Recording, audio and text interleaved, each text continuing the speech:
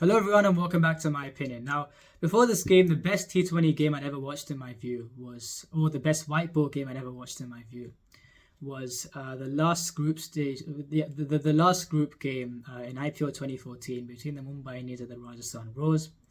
The Mumbai Indians got over the line in 14.5 overs, even though I think it was tied after 14.4. Aditya Tare hit a six off James Faulkner on the very first ball that he faced to get Mumbai Indians over the line and into the playoffs. And I thought that game wouldn't be topped for a long while. In fact, I rate that game even higher than the ODI World Cup final in 2019. And I think with today's game, with kind of the magnitude of today's game in a World Cup, and also the fact that India recovered from 31 for 4, I think this game does trump that game. And yeah, I mean, even when they were 31 for 4, I still don't think they would lose the game because I thought the key personnel on the day with the bat weren't dismissed yet. I thought as long as Virat Kohli and Hardik Pandya, who the moment he got 3 wickets with the ball, I knew that he would play well, just like he did in the first time these two sides met in the Asia Cup this year. And yeah, I thought as long as those two were there, the game was still very much on. And yeah, I think they both played out their skins, especially Virat Kohli towards the end, just blossomed. And on him, I think the things I've said in my recent videos, I still do stand by. And on the background leading into this game, I think I posed a question as to whether he would build on the 100 that he scored against Afghanistan. And with what we saw against Australia and South Africa, I didn't think he had, and I wasn't surprised that was the case. I said this when I was covering that game against Australia, that if you compare the 63 that he scored then and the 60 against Pakistan in the second time those sides met in the Asia Cup, you'll see that towards the end he did struggle to get the ball away for boundaries. He hit 1-6 in both those innings towards the end, and apart from that it was kind of just running singles and twos. And even he admitted that against Australia, it shouldn't have gone down to 11 off 6 based on where Surya Kumar would have left them at the point of his dismissal. And he also, in the 49 against South Africa, it was ridden with full tosses from Lungi Ngidi and Wayne Parnell. So I didn't think he'd received much of a challenge really in that innings. And after that, he didn't get match practice until this game. He didn't bat in the warm-up game against Australia. And the other warm-up game against New Zealand was called off. So he didn't have match practice coming to this game since that knock of 49, and he hadn't really convinced me that he had built on the 100 that he scored in the Asia Cup, and I didn't think he would anyway.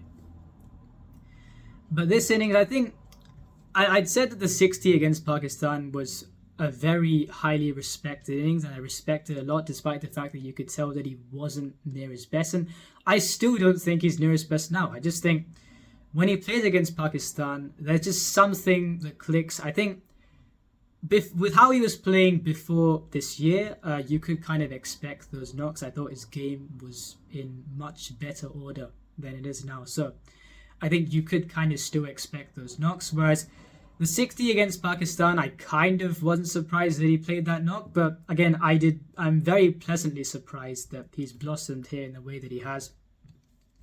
I thought in terms of this whole King is back rhetoric, I still don't think he is. But I think that compared to the other innings, I thought this one was most reminiscent of his the way he went about in 2016.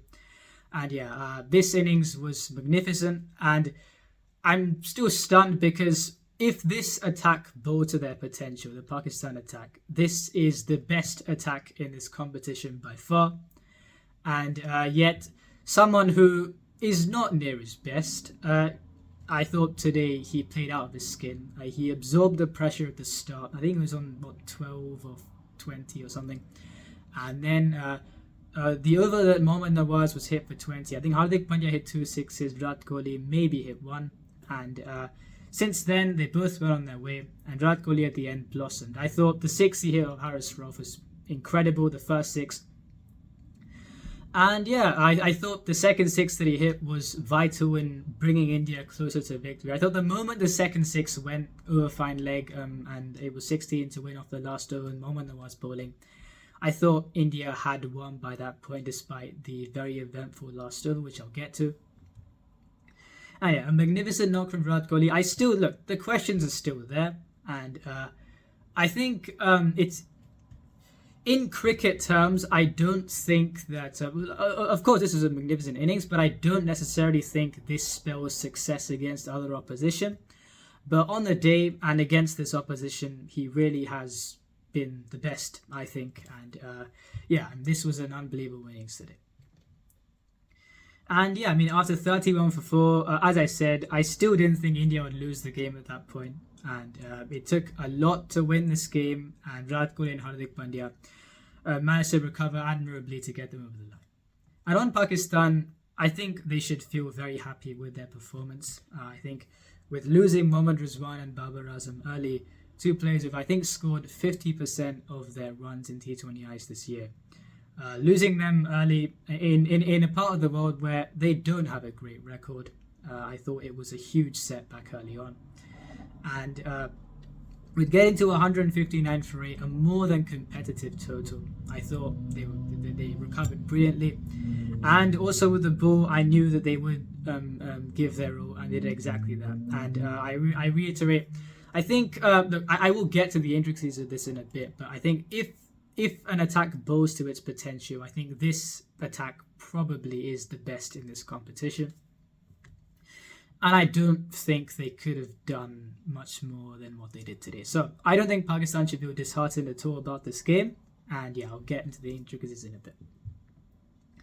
And so in the first innings, India won the toss and chose to bowl first. It was a very good toss to win. And I did, for the first time in a bit, I saw the selections and I was happy with the side. I think there were one or two selections in previous times where you thought, would that really be feasible? And I think the fact that Ashwin was playing as well, I was very happy to see that was the case. And it was a great toss to win. I thought that there was a question posed before. You could say, would there be swing in Australia for the likes of Bhuvneshwar Kumar to be successful?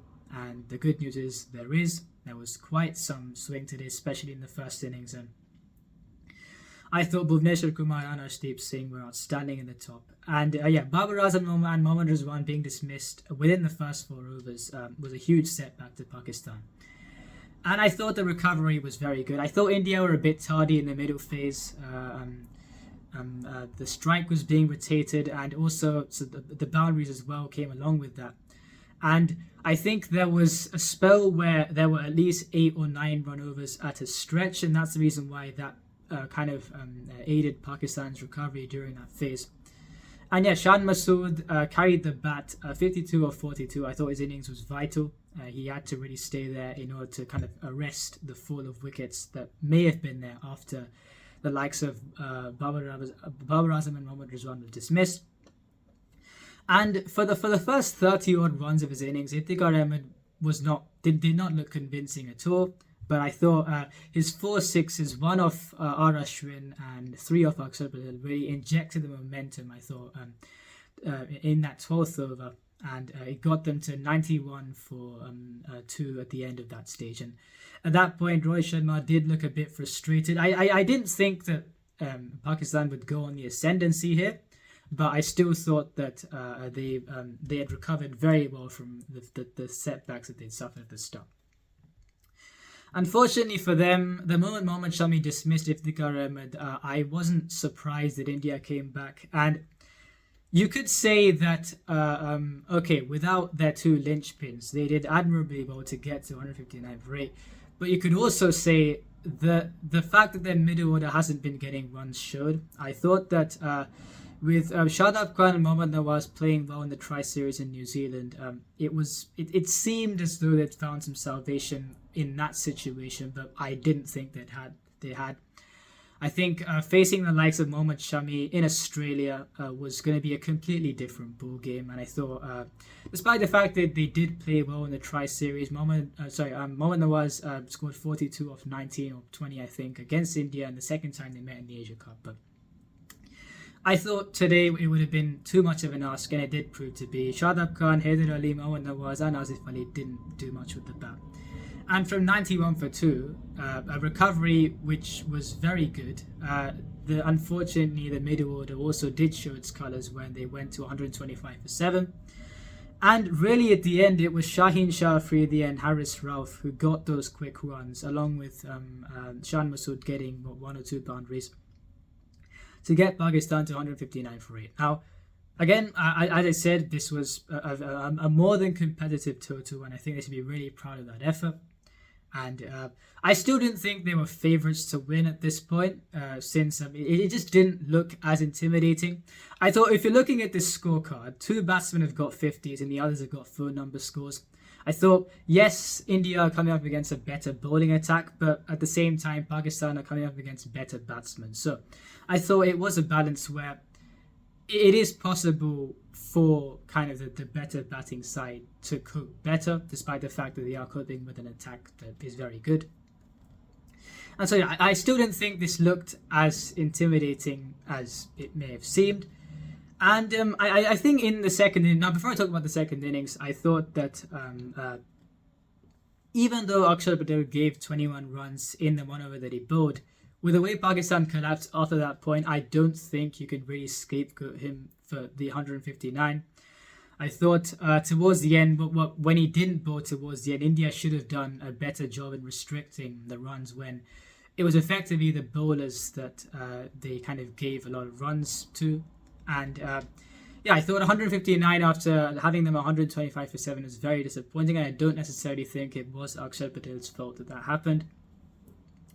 But apart from that, Mohammad Shami started off a bit iffy, but I thought he was very good today. Bhuvneshwar Kumar gave 10 runs at the death. I think there were a few...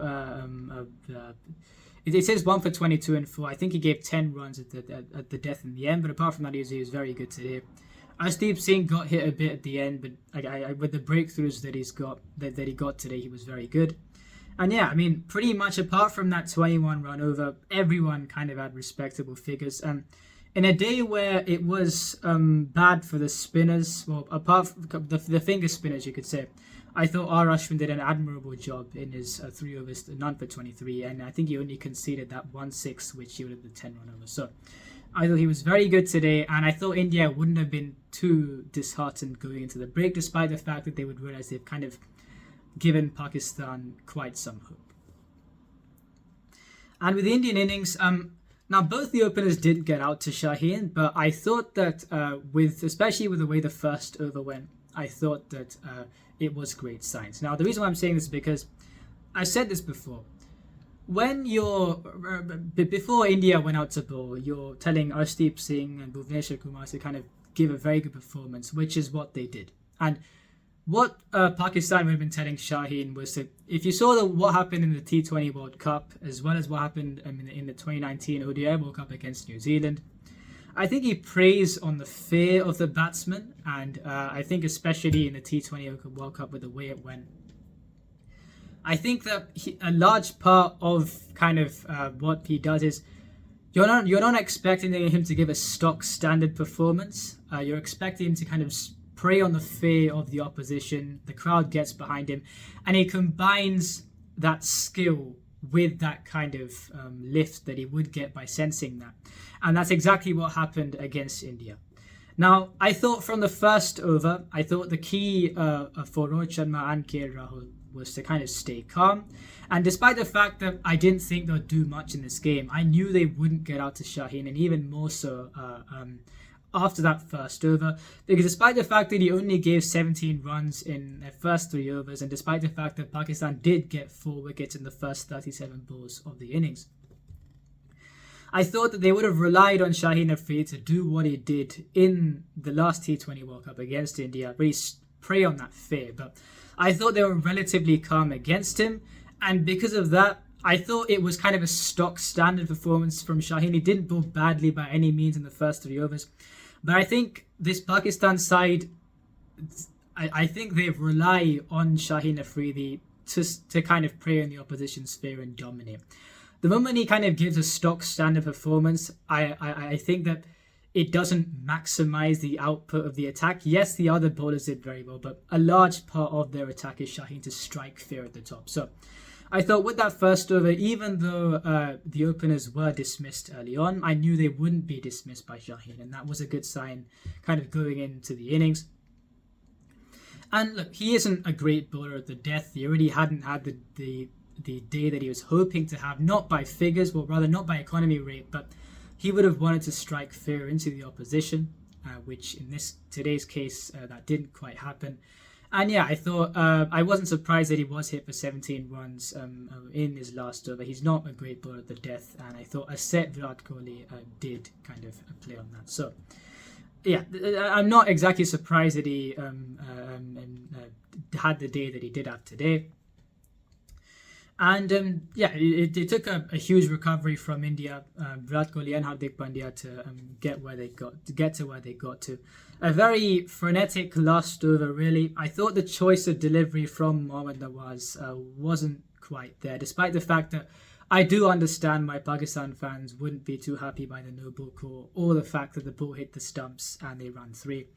I have read the laws. I do understand why that is the case, but they needed 28 off 8. The game was in Pakistan's hands. It was in Pakistan's hands for pretty much the entire innings, you could say, until the end.